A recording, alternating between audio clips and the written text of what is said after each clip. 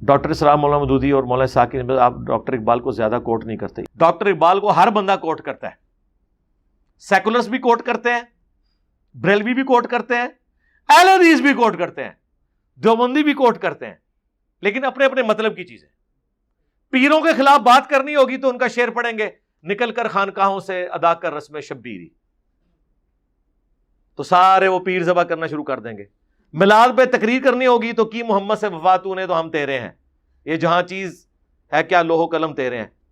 اور اس سے ثابت یہ کریں گے کہ ہمارے بابوں نے رسول اللہ سے وفات کی تھی، لہذا لوح قلم پہ جو فیصلے ہیں وہ بھی خود تحریر کرتے تھے، تقدیر وہ لکھتے تھے یا ان کی مرضی سے تقدیر لکھی جاتی تھی. یہ رزلٹ نکالتے ہیں. یہ تو شاید ڈاکٹر اقبال کے بھی ذہن میں نہ ہو.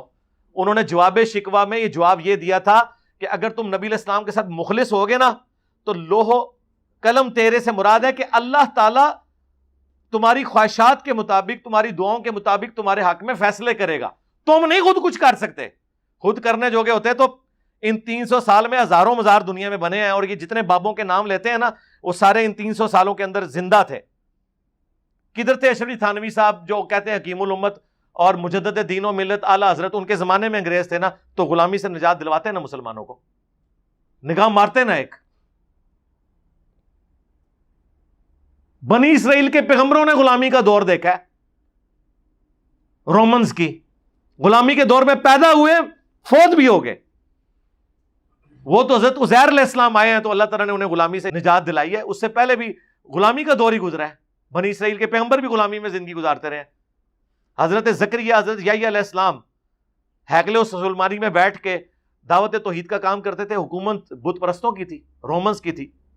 کوئی کسی نے کوئی حکومت نہیں الٹی ہے.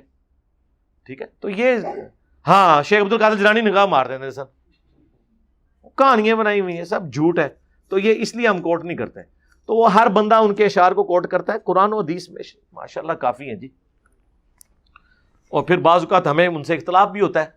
ان کے بعض بے خطر کود پڑا آتش نمرود میں عشق، عقل ہے محو تماشا لب بام ابھی. ہم کہتے ہیں یار ہمیں اس سے اختلاف ہے. یہی تو عشق کے چلوں نے کیا ہوا ہے کہ قرآن و سنت اور عقل اور علم کی بات کو وہ ڈیگریڈ کرتے ہیں اور عشق دے چلے نمبر لے گئے. یہ وہی ہے جی، عشق دے چلے نمبر لے گئے عقل والے انجے ہی عمرہ گالیاں.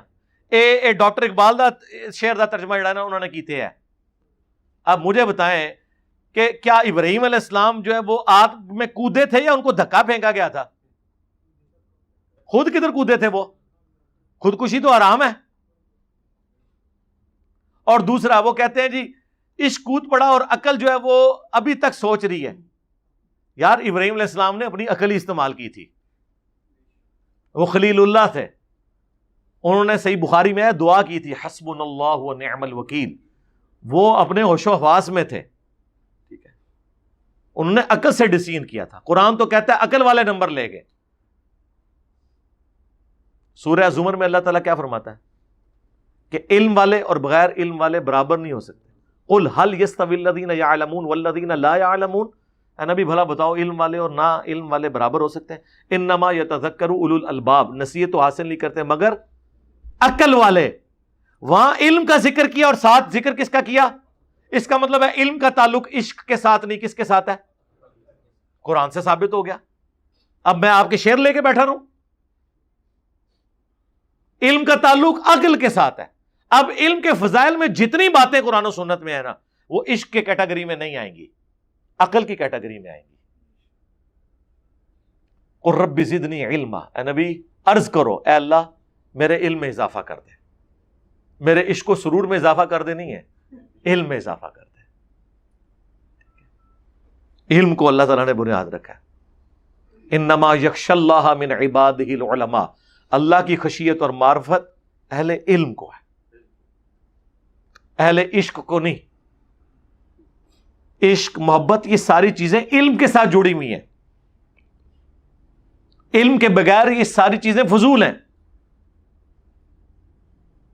جب تک آپ اپنی عقل استعمال نہیں کریں گے.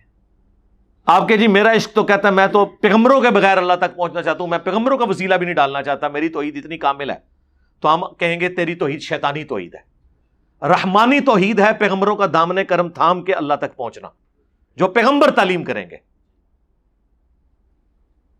لیکن وہ کہ نہیں جی میرا عشق تو کہتا ہے کہ میں اللہ اور اپنے درمیان کسی پیغمبر کو بھی ماننے کے لیے تیار نہیں ہوں. تو عشق میں تو بڑا اچھا جملہ لگتا ہے، عشق میں یہ بھی بڑا اچھا جملہ لگتا ہے کہ نہ مجھے جنت کی لالچ ہے نہ جہنم کا خوف ہے، بلکہ میں اللہ کی محبت کی وجہ سے اس کی عبادت کرتا ہوں. تو سرکار اگر یہ چیز ہے تو قرآن میں یہ کہیں لکھی ہوئی ہوگی نا. ٹائم قیامت تک جو آیت کڈو، اس کے الٹ آپ کو آیات قرآن میں دکھا دیتے ہیں. ربنا اصرف عنا عذاب جہنم ان عذابها کان غراما. اللہ نے کہا ہے میرے نیک بندے وہ ہیں کہ جو دعائیں مجھ سے کرتے ہیں، اے رب ہم سے جہنم کا عذاب پھیر دے، یہ ہمارے گلے کا پھندا بن چکا ہے، ہر وقت لٹکتی تلوار ہے، اللہ ہمیں سے بچا لے. اور ہمارے پیغمبر سنن نبی داؤد میں حدیث ہے، دعا سکھا رہے ہیں اللہم اجرنی من النار. اور سورہ الف لام میم سجدہ میں اللہ نے فرمایا ہمارے نیک بندے خوف اور طمع کے ساتھ ہمیں پکارتے ہیں. خوف کس کا؟ اللہ کی ناراضگی کا، جہنم کا. اور طمع کس کا؟ اللہ کی رضامندی کا اور جنت کا. یہ جنت کی لالچ ہمیں کس نے دی؟ شیطان نے یا اللہ نے؟ تو اس کا مطلب ہے کہ اللہ تعالیٰ ہمیں غلط چیز کی لالچ دے رہا تھا. تو پھر جنت کی توہین کرنا، جنت کو ڈیگریڈ کرنا، کیا یہ رحمانی توحید ہے یا شیطانی توحید ہے؟ تو سارے صوفیاء یہی کرتے رہے. اور جی رابعہ بصریہ کے بارے میں ایک ہاتھ میں انہوں نے لوٹا اٹھایا ہوا تھا، ایک ہاتھ میں جناب وہ آگ اٹھائی ہوئی تھی، سلگتے ہوئے کوئلے. کسی نے پوچھا کدھر جا رہی ہو؟ انہوں نے کہا جی یہ اس لوٹے سے میں جہنم کو بجھانے. جہنم بجھدا ہے؟ او کوئی عقل دی گل کر پلیے لوکے. اور اس سے جنت کو آگ لگانا ہے. جنت کو تو فنا ہے نہیں سر، وہاں تو آپ فروٹ بھی توڑیں گے تو دوبارہ نکل آئے گا. بخاری مسلم میں حدیث ہے، نماز کسوف میں حضور آگے بڑھے، ہاتھ اٹھایا، واپس کیا. صحابہ نے کہا یا رسول اللہ یہ نماز میں آج آپ نے نیا عمل کیا. فرمایا میں نے جنت دیکھ لی. کدھر نگاہ پہنچی؟ ساتوں آسمانوں کے اوپر اللہ نے دکھائی. میں نے انگوروں کا ایک گوشہ دیکھا، توڑنے کا ارادہ کیا، اور اگر میں توڑ لیتا تم ہمیشہ کھاتے رہتے، فنا نہ ہوتا. کیونکہ جنت کو فنا نہیں ہے، جنت ہمیشہ کے لیے. تو اب اس سے کوئی پوچھے کہ کون سا کوئلہ ایسا بنا ہے کہ جو جنت کو ختم کر سکتا ہے؟ زمین و آسمان کی ساری مخلوقات، سارے فرشتے، سارے پیغمبر مل کے بھی، یہ بفرض محال میں کہہ رہا ہوں، جنت کو تباہ نہیں کر سکتے. زمین و آسمان کے سارے پیغمبر، فرشتے، جنات مل کے بھی جہنم کو بجھا نہیں سکتے. کو بات کریں تو اس پہ میں نے بولا تھا کہ ہم رابعہ کا عقیدہ نہیں رکھتے، ربیہ کا عقیدہ رکھتے ہیں. جو مسلم شریف میں حدیث ہے، ایک ربیہ نامی صحابی تھے، حضور کو وضو کروایا کرتے تھے. ایک دن سمندر رحمت جوش میں آیا، آپ نے فرمایا سل ربیہ، مانگ کیا مانگتا ہے؟ اور وہ تیاری کر کے بیٹھا تھا. ہائے ہائے. اس نے کہا یا رسول اللہ جنت میں آپ کا پڑوس. حضور نے کہا کچھ اور بھی مانگ لے. انہوں نے کہا یا رسول اللہ یہی. اب اس سے بڑی بات تو ایک ہی ہے، کوئی اور مانگی جا سکتی ہے، لیکن وہ مانگنا حرام ہے کہ یا اللہ مجھے پیغمبر بنا دے. وہ واہ بھی ہے، وہ کسبی نہیں ہے، یعنی محنت سے حاصل نہیں ہو سکتی. کائنات کی سب سے بڑی دعا یہ ہے کہ اللہ مجھے پیغمبر بنا دے، لیکن یہ دعا کرنا حرام ہے. اس کے بعد بڑی دعا کائنات میں یہ ہے کہ مجھے پیغمبروں کا پڑوس مل جائے. ٹائم قیامت تک ہے سب کے پاس. اس سے بڑی کوئی دعا ہے نا اس کائنات میں تو مجھے بتانی ہے آپ نے. اور وہی انہوں نے مانگا، اور انہوں نے تو اس کا بھی اعلیٰ درجہ کہ رسول اللہ کا پڑوس مل جائے صلی اللہ علیہ وآلہ وسلم، امام الانبیاء کا صلی اللہ علیہ وآلہ وسلم. پھر آپ نے فرمایا پھر کثرت سجود سے میری مدد کر. یعنی یہ نہیں ہے کہ میں خالی دعا سے ہی کام چلے گا، دعا میں کر دوں گا، لیکن وہی بات، رکو ذرا، صبر کرو، دین پہ بھی چلنا ہے، خالی دعاواں نہ نہیں کام چلنا. اب مجھے بتائیں اللہ کے نبی جو ڈائریکٹ اللہ سے لے کر دیتے ہیں امتیوں کو، وہ تو کام بتا رہے ہیں، اور بابے کہہ رہے ہیں کہ ہمارے مرید بھی ہو جاؤ تو جنت میں لے جائیں گے. پھر ہم یہ کہنے میں حق بجارے میں نہیں ہے کہ اگر اللہ کے نبی کا یہ سٹیٹس ہے تو بابے تے شے کوئی نہیں کہویے کہ نہ کہویے، تو اس تو بات بنتا ہے کہ بابے تے شے کوئی نہیں. لیکن یہ اس صورت میں جب آپ کو علم دین پتا ہوگا، جب آپ کو یہ کہا جائے کہ علموں بس کری ہو یار. یہ کیوں کہا گیا؟ کیونکہ بیسیکلی انہوں نے جو گمراہیاں پھیلائی ہیں نا، اس کے اوپر گرفت صرف علم بھی کر سکتا تھا. تو انہوں نے کہا یار او جی شیطان بھی بڑا پڑے ہویا سی. سرکار کیڑی آیت ہے، کیڑی حدیث ہے کہ شیطان بڑا پڑے ہویا سی؟ ٹائم قیامت تک جے ایک کڈنا جے. پیر نصیر الدین صاحب نے باقاعدہ ایک کتاب لکھی کیا شیطان عالم تھا, اور انہوں نے کہا جاہل پیرو اپنی جہالت چھپانے کے لیے علم کو کرٹیسائز کرتے ہو اور کہتے ہو کہ شیطان بہت بڑا عالم تھا. یہ کہاں سے تم نے بات نکالی ہے؟ یہ اس لیے انہوں نے کیا کہ پیروں سے کوئی نماز نہ سن لے, قرآن کا ترجمہ نہ سن لے. اب پیر نصیر الدین صاحب تو خود عالم دین بھی تھے, خالی پیر تے نہیں تھے, موحد بھی تھے, تو وہ علم کا دفاع کرنے والے تھے. تو انہوں نے باقاعدہ ایک کتاب لکھی کیا شیطان عالم تھا, اس میں پھر انہوں نے ان کی کلاس لی, کہا اللہ سے ڈرو. علم تو یہ کہتا ہے کہ جو اللہ فرما دے, جو نبی فرما دے, اس کے بعد کوئی اور بات نہیں, کوئی آئیں بائیں شائیں نہیں, چاہے وہ عشق کی بات بھی ہو. مجھے بتائیں جو ابو داؤد اور ابن ماجہ میں حدیث ہے, ایک صحابی نے حضور کو سجدہ کیا تھا, یہ عشق کا سجدہ تھا نا, تو حضور نے وہ قبول کر لیا. فرمایا سر اٹھا, یہ کیا کر رہا ہے؟ یا رسول اللہ ہیرا گیا تھا, وہاں لوگ اپنے سردار کو سجدہ کرتے ہیں. آپ فرمایا جب میں مر جاؤں گا تو میری قبر سے گزرو گے, کیا میری قبر پہ بھی سجدہ کرو گے؟ نہیں یا رسول اللہ. اچھا اس کا مطلب ہے وہاں تک تو قبر کے سجدے کو برا سمجھا جاتا تھا. سجدہ تعظیمی, سجدہ عبادت, یہ تفریقات ڈسکس نہیں ہوتی تھی.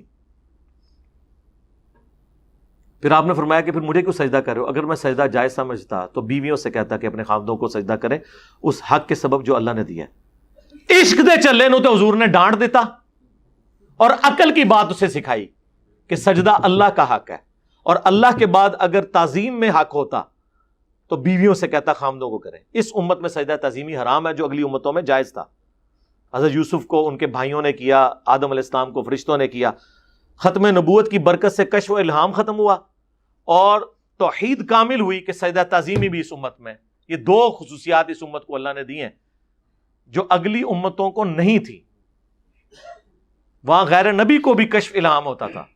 آج ہوتا تو لوگوں نے اپنے اپنے دین بنا لینے تھے. لوگوں نے کہنا تھا بخاری میں یہ لکھا ہے لیکن مجھے تو یہ کشف ہوا ہے, اور پیغمبر کو یہ آنا نہیں تھا کہ کوئی چیک کر سکے. اللہ نے کہا نہ, ختم, کوئی کشف, کوئی الہام, کوئی آسمانی خبر نہیں سوائے خواب کے, وہ بھی جب تک پورا نہ ہو جائے. دین وہی جو کتابوں میں, ورنہ حجۃ الوداع پہ حضور کہتے دین وہ ہے جو قرآن و سنت میں اور جو بابوں کو خواب میں آئے گا, کشف میں آئے گا, ختم.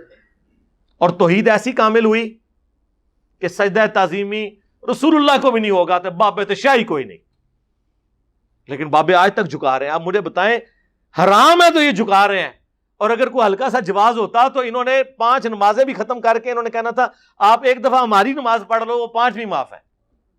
ہاں یہی کرتے ہیں نا, فنافی شیخ 10 دیتے ہیں, فنافی شیخ, پھر فنافی رسول, پھر فنافی اللہ, لیکن پوری زندگی فنافی شیخ ہی ہوتا ہے. چندہ شیخ نو, گفٹ شیخ نو, اور شیخ کر دے مر جاندے نے, اور آخرت بن جاتی تو پھر بھی صبر آ جاتا, آخرت میں شیخ کے ساتھ ہی ہو گئے.